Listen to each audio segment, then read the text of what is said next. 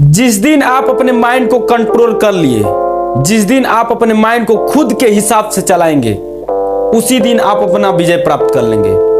मतलब माइंड को खुद से चलाइए, माइंड के हिसाब से आप मत चलिए गुरु। माइंड को ऐसा कीजिए कि माइंड आपके हिसाब से चले। माइंड तो बहुत सारा चीज करवाने के लिए कहता है, कुछ भी करवाने के लिए कह देता है।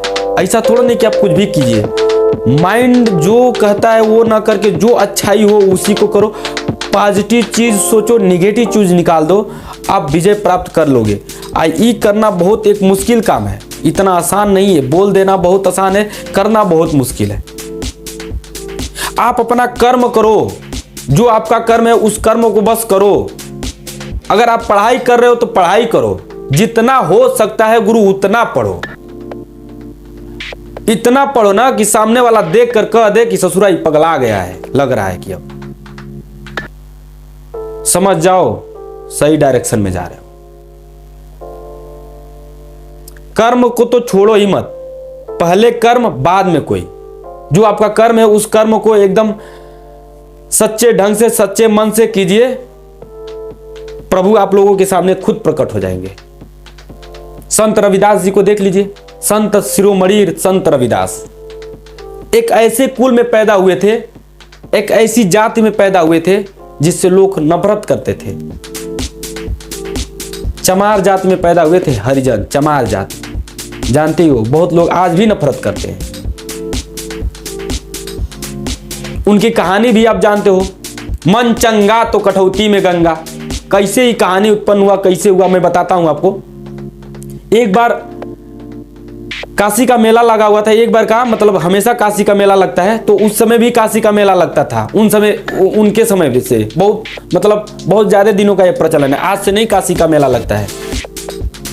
उनके गांव से बहुत सारे लोग जा रहे थे काशी का मेला नहाने के लिए। तब तक उनका कर्म अपना कर रहे थे, तब तक ध्यान गया एक पंडित जी जा रहे थे उन्हीं के गांव के। पंडित जी से बोले कि अरे पंडित जी काशी जा रहे हैं का नहाने? पंडित जी कहा हाँ रविदास काशी जा रहे हैं नहाने। रविदास जी बोले कि अरे पंडित जी ये थोड़ा मेरा चवन्नी पकड़ लीजिए, ले लीजिए और ले जाकर गंगा मैया को दान कर दीजिएगा। और गंगा मैया से बोल दीजिएगा दान करते वक्त कि आपका बेटा रविदास एक जोड़ी कंगन मांगा है। मने मने तो अब जो कहा होगा ये बात सुनने के बाद, लेकिन वो कहा कि अच्छा ठीक है दे दो पैसा। अब वो चवन्नी क्या किए, रविदास जी फेंक दिए इसे। और वो उस पे क्या किया पंडित जी कि उस पे अपना गंगा जल डाल के शुद्ध करके और उसको थैली में भैया पंडित जी रख लिए। मतलब चवन्नी पे पैसा डाल दिए, सॉरी चवन्नी पे वो गंगा जल डाल दिए, छिड़क दिए, चवन्नी शुद्ध हो गया और लेकर चल दिए। लेकर चले गए तो अपना नहाए वहाए पूजा पाठ किए। और जब घर को वापसी किए पंडित जी तो ऐसे अपने पॉकेट में हाथ जब डाले ना पंडित जी, बस चवन्नी पकड़ा गया ऐसे।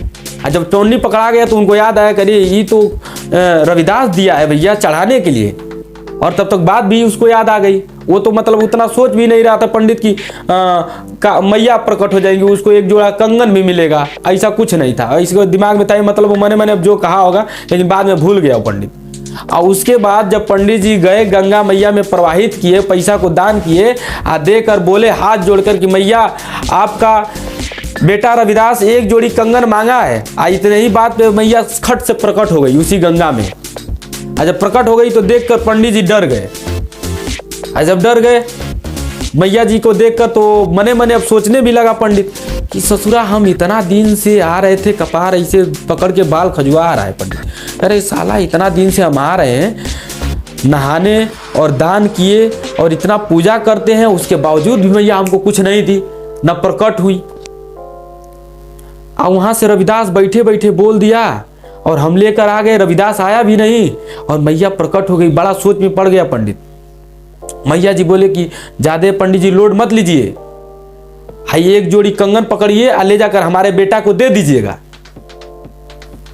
अब वो रविदास जी को देने के बजाय वो सोचने लगा, पंडित की लेकर मतलब आ रहा था तो पंडित तो सोचने लगा कि ऐसा करें कि अगर इसको अगर दे देते हैं रविदास को तो रविदास का मतलब नाम एकदम ऊंचा हो जाएगा कि मैया खुद इसको कंगन दिए। ऐसा करते हैं ना कि काशी के राजा को ही दे देते हैं इस कंगन को। अब ले गए पंडित जी काशी के राजा को दान कर दिए कि ये बहुत अच्छा हम आपके लिए उपहार लेकर आए हैं, ये पकड़िए और आप अपने रानी को दे दीजिएगा। अब रानी भी देखी तो बड़ी खुश हुई, उसको बड़ा सारा चीज दान दिलवाई। पंडित जी भी खुश हो गए। उसके बाद कुछ दिनों के बाद रानी जी उनकी मतलब राजा की रानी गई थी गंगा में नहाने के लिए। गंगा में गई थी नहाने के लिए तो ऐसे रगड़ रगड़ के अपना नहा रही थी खूब। अब कंगन ऐसे सड़क के गिर गया, सड़क के गिर गया कंगन। तो अब क्या हुआ, अब वो खोजने लगी, लपक के पकड़ी, ऐसे पानी में मिला ही नहीं, पानी में ढूंढी उड़ी, कंगन का पता ही नहीं। अब वो राजा के पास आई, कही कि राजा जी ये तो हमारा कंगन गिर गया है, एक ही जोड़ी एक ही है केवल एक हाथ में, अब ऐसा ही हमको कंगन चाहिए। अब उसके बाद क्या हुआ कि राजा ने सबको बुलाए, सभी जितने सुनार थे सभी सुनारों को बुलवा के कहे कि ऐसा है कि ये जो कंगन दिख रहा है ऐसा ही कंगन चाहिए एक। अब वो जितने सुनार थे जब देखे तो उसका गढ़न उन लोगों को समझ में नहीं आ रहा था, जो उसकी डिजाइन थी कि कैसे इसको डिजाइन किया जाए। वो सारा ऐसे ही हाथ जोड़ लिए थे सब सुनार, कहे कि राजा साहब ये हम लोगों से हो नहीं पाएगा, इसका गढ़न नहीं निकल पाएगा हम लोगों से। अब फिर राजा जी को समझ में आया कि वो पंडितों को बुलाते हैं, कहाँ किससे बनवाया था। पंडित जी को बुलाया गया, पंडित जी आए। पंडित जी जब आए तो राजा जी कहे कि ऐसा है कि पंडित जी इसका एक जोड़ी कंगन एक कंगन खो गया है, एक ही कंगन है, ऐसा ही जहाँ से बनवाए थे वो यहाँ से बनवा के लेकर चले आओ, नहीं तो फसरी पर लटका दूंगा, ससुरा मर जाओगे, फसरी पर लटका के मार डालेंगे तुमको।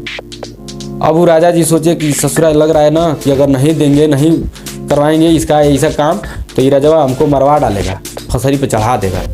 अब वो भागे भागे आए रविदास जी के पास, और रविदास जी को सारा कहानी सुनाए। ऐसे हाथ जोड़ लिए रविदास जी के सामने और कहे कि भैया रविदास, मैया गंगा जी ने आपको कंगन दी थी, लेकिन हम ही ससुरा चुट्टा निकले, ले जाकर राजा को दे दिए।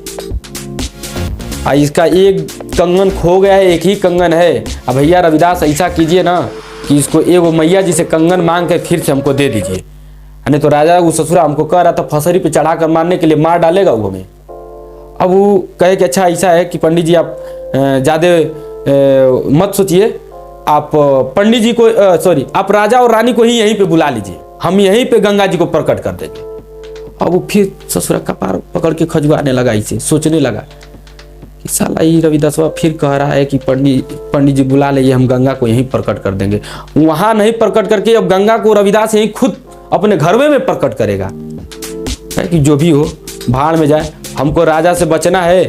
और वो दौड़े दौड़े गया पंडित और राजा जी को बुला लाए, रानी जी को भी कहे कि ऐसा है कि चलिए वहीं पे आपको कंगन हम दिलवा देंगे। अब वहीं पे वो बुला रहे हैं। तो अब राजा जी रानी जी आए सभी लोगों के साथ, टोली के साथ। और उसके बाद अब आपके संत रविदास, वही जानते हो ना कठवत एक होती है, कठवत जिसको लकड़ी का कठवत होता है, इसे उसमें पानी रखकर उसी में चमड़ा वमड़ा भिगोया जाता था, उसी से चप्पल वप्पल भिगो जो साफ करना रहता होगा साफ उफ करके सिला जाता था। अब वो संत रविदास हाथ ऐसे जोड़े, अब मैया जी को उसी कठवत में जिसमें चमड़ा भिगोया जाता था उसी में से मैया जी को प्रकट करवा दिया, बुला लिए कि मैया प्रकट हुई। बस मैया खट से प्रकट हो गए। सब लोग देखकर आश्चर्यचकित हो गए। तभी से निकला मन चंगा तो कठौती में गंगा। वो बस कर्म के वजह से हुआ था, वो सब उनका कर्म बहुत बड़ा था। जो उनका कर्म था वो कर्म के आगे किसी को नहीं याद करते थे, सिर्फ अपना कर्म करते थे। जो कर्म था उसको सच्ची लगन के साथ करते थे, तभी ऐसा हुआ। आप भी अपना कर्म कीजिए, जो आपका कर्म है उसको सच्ची लगन से कीजिए, सफलता एक दिन जरूर हासिल लगेगी। ऐसा हो ही नहीं सकता है कि आपको सफलता नहीं मिले, बस आप करते रहिए, फल की टेंशन मत कीजिए। गुरु फिर नेक्स्ट वीडियो में हम लोग मिलते हैं। जय हिंद गुरु।